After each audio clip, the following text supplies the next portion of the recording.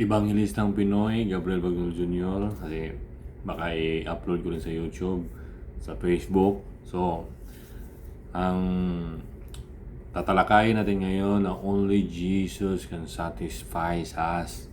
Okay, umpisahan na natin. John chapter 6 verse 27 to 35. Gagamit tayo ng New English Translation. Do not work, verse 27, do not work for the food that disappears, but for the food that remains to eternal life. The food which the Son of Man will give to you, for God the Father has put his seal of approval on him. Verse 28, so then they said to him, what must we do to accomplish the deeds God requires? Jesus replied, this is the deed God requires, to believe in the one whom he sent.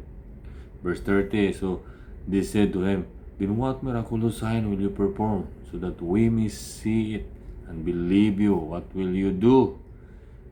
Our ancestor ate the manna in the wilderness, just as it is written, he gave them bread from heaven to eat.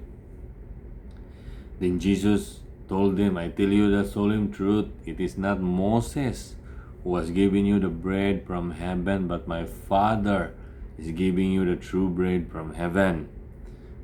For the bread of God is the one who comes down from heaven and gives life to the world. So they said to him, Sir, give us this bread all the time. Verse 35, Jesus said to them, I am the bread of life.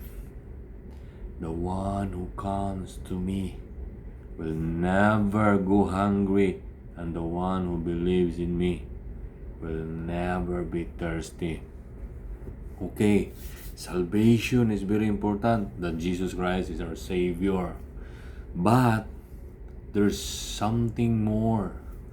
Na halimbawa, nagpakamatay si Jesus, tapos maraming mga benefits, katulad sa trabaho natin, maraming mga benefits, is or something, PhilHealth, Pag-ibig. Ma-sharp tayo maghanap ng mga benepisyo. Pero there's something benefits na hindi lang salvation ng souls natin after tayo mamatay, kundi there's something more na only Jesus can satisfy. Verse 35, Jesus said to them, I am the bread of life. The one who comes to me will never go hungry. Ibig sabihin, hindi ka na magugutom. Ano ba yun? Satisfied ka. And the one who believes in me will never be thirsty. Hindi ka na uuhawin. So there's something satisfaction in Jesus. Hindi ka ba mag-hunger nun? Wow. Kaya nga, itong iniwan na testamento ni Jesus, ito yung mga benepisyo na dito natin makikita, dito natin malalaman, kasi the word of God is truth. Ito lang yung nagsasabi ng totoo. Kaya mga mahal ko, hindi lang to tungkol sa debate na marami kang alam sa Bible, tapos hindi mo naman ma-off yung Facebook o kaya Messenger mo. There's something in Jesus that only Jesus can satisfy. So, hindi nga ako maniwala kay Jesus kung walang something more about salvation, na if you confess that Jesus is Lord and believe in your heart that the Father raised Him from the dead, you will be saved. Ganun lang, tapos walang transformation power pag maniwala ka kay Jesus. Kasi sinabi dito, lahat ng maniniwala sa akin na hindi, lahat ng lumapit sa akin na hindi nagugutumin. Kaya nga sinabi ni Jesus sa Matthew chapter 11 verse 28, na come to me all of you who are loaded down with burdens, and I will give you rest. Yun ang naka-attract sa akin. Lord, I'm so burdened, Lord. This love in this world cannot satisfy. This hunger in this world, this thirsty in this world, yung mga pagkain. Kaya sinabi ni Jesus sa Matthew chapter 4 verse 4 na hindi nabubuhay ang tao sa tinapay lamang, kung hindi sa bawat salita ng Diyos na lumalabas sa bibig niya. There's something more in reading the Bible. Jesus is the flesh. Jesus is the Word of God na naging tao, naging flesh. So, si Jesus yung, kaya sabi ni Jesus dito sa verse 35, I am the bread of life. Ako yung Word na dapat mong kainin. So, hindi sa lahat ng panahon masarap magbasa ng Biblia. Minsan, dadalawin ka ng antok. Kaya, pagbasa mo sa Bible, yung isip mo, tumatakbo sa iba-iba. Kaya needed ka ng focus in the Word. Lagi mong isipin yung mga words na sinasabi ni Jesus na ito yung pagkain, ito yung makasatisfy sa akin by the power of the Holy Spirit, by surrendering your life to the Holy Spirit. Kasi by reading the Bible, by your wisdom, wala kang makukuha. Ang makukuha mo, naghahanap ka ng mali. Ano ba yung mali sa Bible? Ano ba yung conflict? Nagkukumplik ang Bible. Kaya yung asawa ko, lagi kong ginaguide yun sa pagbabasa. Kasi bawat sharing ko ng Bible, minsan tatawa siya kasi inuunahan ko siya ng sabi ko, huwag mo hanapin yung mali. Kasi lagi siya nagtatanong sa akin na ganito, conflict sometimes. Kaya minsan, ginaguide ko yung asawa ko sa spiritual, sa pagbabasa ng salita ng Diyos. Tapos, yung mga salita, relation yung kailangan natin. Kasi pag religion, kasi yung hinahanap mo, matatagpuan mo talaga yung mga religion na doktrina. Tulad nung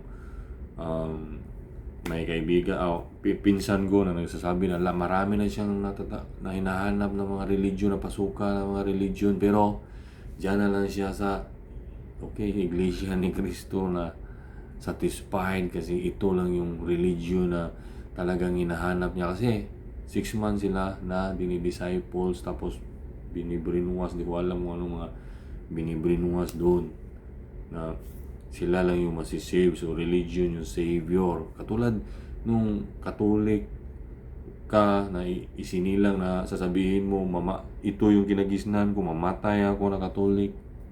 Pero hindi mo alam yung mga ninuno na gumawa ng church na yan, kung paano yung hirap na dinananas nila, tapos ngayon papasok ka nun, seryoso ka sa mga ribulto na ginagawa ng religion. Tapos di mo alam yung mga ninuno mo nun na grabe yung slavery para matayo lang yung simbahan na yan. Tapos ngayon pinagmamalaki mo na sinusumpa ng mga ninuno mo yung paggawa ng simbahan na yan. So, kung relation ang hinahanap mo, matatagpuan mo si Jesus. Kiniklaim mo yung salita ng Diyos. Hindi yung pag religion kasi yung hinahanap mo, mas doon ka naniniwala sa mga sabi-sabi ng religion. Pero pag relation, dito ka mag-rely sa salita ng Diyos. Lord, sinabi mo sa Matthew chapter 11, may relasyon tayo, lumapit na ako sa iyo ngayon. Nabigyan mo ko ng pahinga, ngayon lumapit ako sa iyo, Lord. Ano ba itong hindi na ako magugutom ngayon? Papaliwanag sa iyo ng Holy Spirit. O ano yung mga hindi ka na magugutom, hindi ka na mauuhaw. So, dito tayo sa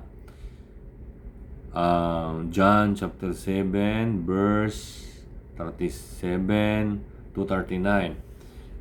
On the last day of the feast, the greatest day in history. Diba? Kinanta ko na yan. Jesus stood up and shouted out, "If anyone is thirsty, let him come to me, and let the one who believes in me drink. Just as the scripture says, from within him will flow rivers of living water." Now he said this about the Spirit, whom those who believe in him were going to receive, for the Spirit had not yet been given, because Jesus was not yet glorified. Ito yung lagi kong sinasabi. Totoong-totoo ang river of living water, yung fruit ng Holy Spirit. Paano ba tayo inuuhaw? Nagugutom. Nagugutom tayo ng pagmamahal pag yung asawa lang yung inaasahan natin. Especially kung yung pagmamahal na iniisip mo sa asawa mo ay puro kamanyakan. Kasi pag yun lang ang hinahangad mo sa asawa mo bilang isang relasyon na yun na makasatisfy sa yung sex, hindi totoo yun. Kasi okay, mga bata, darating din kayo nito kung ayaw nyo makinig. Kasi I tell it through the boldness. Yung asawa ko dati, hindi yun satisfied sa sex life namin minsan. Kasi dahil sa kakapanood ko ng pornography, dahil akala ko yun ang kaligayahan, yung pornography, manyak na manyak yung isip ko. Lagi kong sinasatisfied, lagi yung sarili ko nauuna ako, lagi yung asawa ko nagagalit. Kasi inuuna ko lang yung nakikita ko doon sa pornography, tapos pag nalabasan na ako, wala na, ayoko na, nagagalit yung asawa ko. Pero ngayon na nasa Panginoong Hesus ako, wala na yung mga malalaswa na nakikita ko doon sa pornography, kundi normal na sex na lang yung ginagawa namin ng asawa namin. Tapos bago kami mag-umpisa magdasal kami na hindi kami magkasala ng mag-sex ng magagawa pa yung mga lumang style. Kundi bawat habang nagsisex kami ng asawa ko, nagpipray ako na, Lord, sana palabasan mo muna yung asawa ko. Tapos pag nalabasan na yung asawa ko, ako na naman. So, merong satisfaction doon pa rin sa sex life namin ng asawa namin. Kasi ginaguide kami ng Panginoong Hesus. So, ang Panginoong Hesus lagi yung nag-guide sa atin. Yung satisfaction, pati doon sa sex, hindi na kami masyadong hindi na nagagalit yung asawa ko lagi, na yun na lang lagi yung gagamitin ng asawa ko, na pinapagalit ako dahil yun nga, ayaw niya kasi minamanya ko siya, tapos sarili ko lang yung iniisip ko. Pero ngayon hindi na masyado focus yung live namin sa sex, although nandun man yung sex, pero hindi na talaga katulad dati na araw-araw na yun na lang ang iniisip ko. Tapos minsan hindi naman araw-araw na ngayon na kasi mas focus kami sa Panginoon. Pag na yung medyo ma-feel namin na medyo kailangan ilabas namin, pero kailangan may satisfaction sa dalawa. Ngayon, nasabi ko yun kasi reality yun. Isa kasi hindi yun small matter, big matter yun. Kasi kahit nasa malayo ka o nasa malapit ka, yung sex life na yan, yun ang gagamitin ng demonyo para matorment ka araw-araw. Lagi ka nag-iisip ng hindi maganda sa asawa mo pag malayo ka or something. Wala kang ibang iniisip kundi lagi kang approaching kagad na nambubula ka kagad sa asawa mo, tapos para maka-score ka lang. Tapos pagkatapos nun, balik ka na naman sa dating ugali mo. Walang respeto, walang totoong pagmamahal. Yun ang worldly love. Kaya uhaw na uhaw ka ng pagmamahal. Yun ang sinasabi ni Jesus. Pero pag lumapit ka sa ating Panginoong Hesus, hindi ka nagugutumin ng pagmamahal. Naalala mo ba dati kung kailan ka nagumpisa magmahal, gusto mo nga magpakamatay doon sa babae na iniwanan ka? Iniwanan ka nun, ha? How about Jesus died for you? Hindi mo ba kayang suklian yung pagmamahal ng ating Panginoon?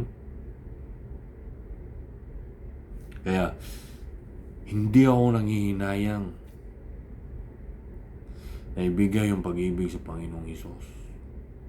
Although hindi ko sinasabing napakagaling kung umibig sa ating Panginoong Hesus. Panginoon ang bahala nun. Basta relasyon, hindi ko sinasabing sa lahat ng relasyon maganda yung samahan namin ng Panginoong Hesus. Kasi hindi sa lahat ng panahon obedience ako. Minsan nahihiya ako, or minsan meron ako sariling sa flesh. Pero every time na feeling ko na hindi ako makagawa sa will ng Panginoon, hindi na yung mga makasalanan na katulad ng mga dati, yung mga lang ba, yung about sa preaching or about sa small matter, about sa trabaho ko, na minsan, Lord, we argue sometimes. That is relation. We argue sometimes, Lord. I see it hard life. Pero, ba't mo naman pinabayaan na mangyari pa yun? Ha? Sobrang hard na yun. Yan ang totoong relation. Kita mo man si David, walang filter ang relation ng Panginoon. Hindi pwedeng, kailangan maganda lang yung laging sasabihin mo sa Panginoon. Kasi, Panginoon yan. Hindi ko sinasabing blasphemy. Relation ba? Tulad sa asawa mo, meron kang ikukorek, meron kang sasabihin, meron din sasabihin yung asawa mo.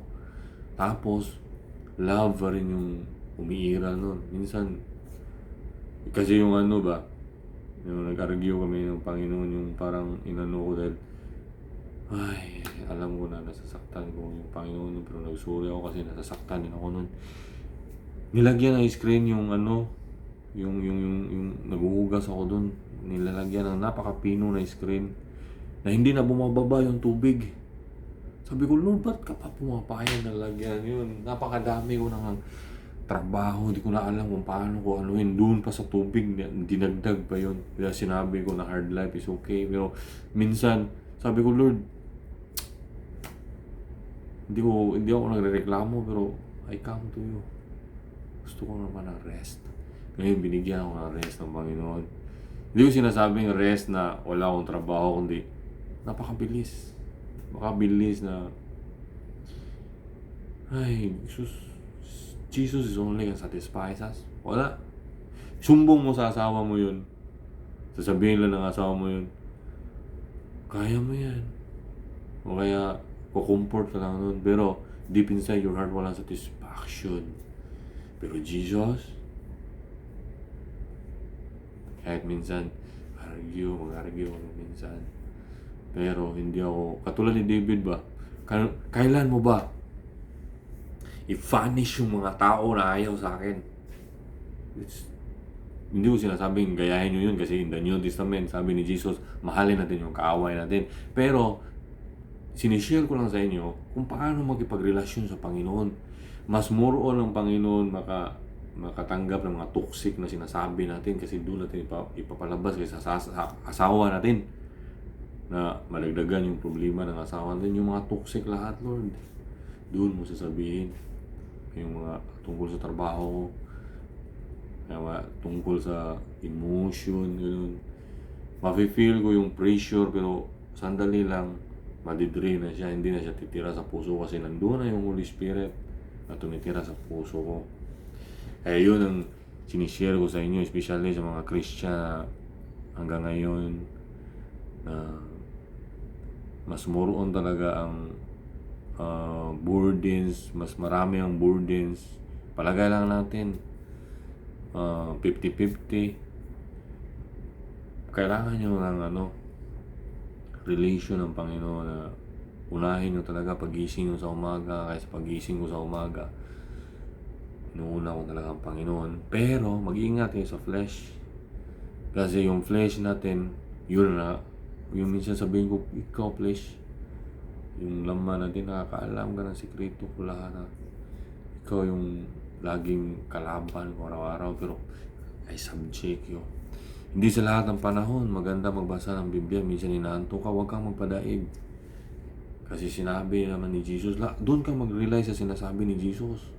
The spirit, the flesh is weak, but the spirit is willing.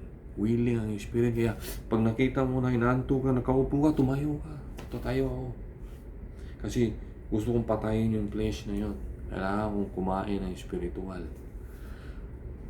Kaya only Jesus can satisfy. Yung pagbabasa ng Biblia natin, kailangan na amount, consist ka ng more amount lagi. Pati sa asawa ko, lagi ko sinasabihan yun. Kasi minsan gabi-gabi lang sila nagbabasa. Ako, bawat bikan ko, o kaya hindi ako bikan, nag-work ako, nag-headphone ako nun, lagi akong nakikinig ng salita ng Panginoon.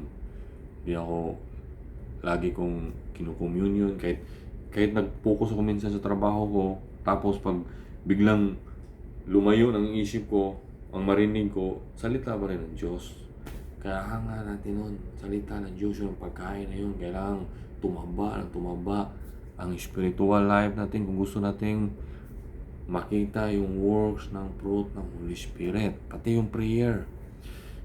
Kasi trabaho, pag nakaihi ako, umihi ako, pagkatapos ng umihi ko, punta ako sandali sa amin, magdasal ako, Lord, I love you. I love you, Father Yahweh, Lord Jesus, Holy Spirit. My life is in your hand. My life. O kaya pagpunta ko dun sa baba, mayroon akong kukunin dun sa dry store ko. Ilako sandali yung pinto. Luluhod ako nun. I pray, Lord,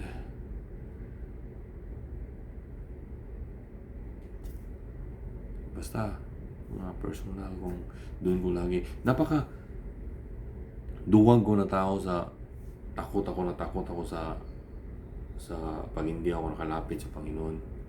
Pero every time na maka-pray ako, kasi pag sabihin mo, busy, wala na. Di ako maka-pray, di ako unahin mo yung pray. Unahin mo yung bawat may bakbikan ka ng kunti kasi ang Panginoon ang bahala nun. Everything is possible with God. Laging tandaan mo yun. God is in control. Kaya yun lang nga lang yung faith natin. Kailangan nating i-activate lahat sa Panginoon. Kahit anong mangyari nito, matapos kung ano hindi ito, hindi ako papabayaan ng Panginoon. Masarap man ito, hindi. Kaya minsan kasi maisip ko ba, ganito yung tactic. Kaya sabi niya, you make a perfect risotto or something. Wow! Minsan maklaim ko sa sarili ko ngayon, ito pala yung nagpapasarap nun. Nakalimutan ko ang Holy Spirit ngayon. Pagbigay ko ng ganun, Lord, sorry.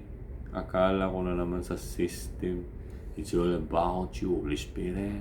Ikaw yung nag-guide sa akin ito. So, pag-taste ko minsan, wala akong pakialam. Minsan maalat o matamis. Lord, ikaw yung mag-final dyan. Kaya,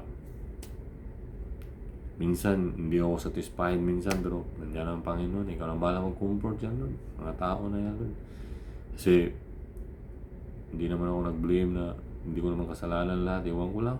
Kasi lahat ng tao, iba-iba. Kahit anak ko nga asawa ko. Hindi nga nila alam kung anong kakainin nila minsan. Kahit anong ihain mo, kahit sa pamilya mo lang. Merong ayaw talaga.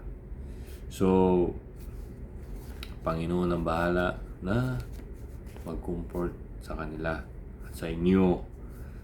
Kaya, dapat mag-hunger kayo na meron palang kasama pala yun sa mga benefits sinabi ni Jesus.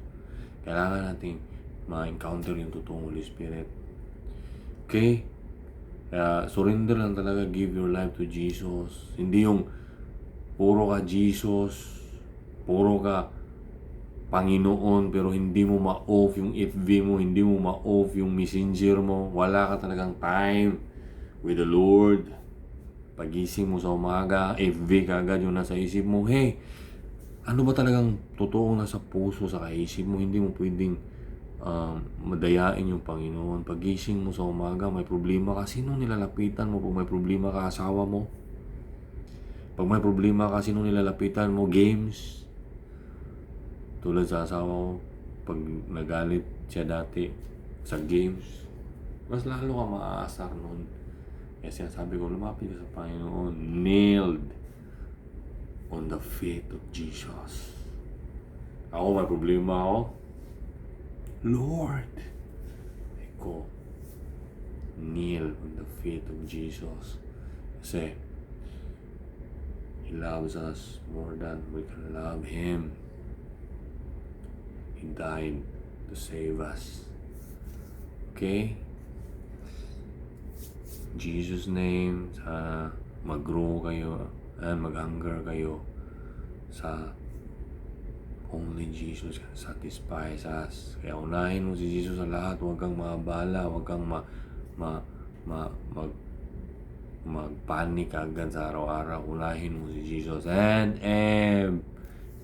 everything shall be added unto you.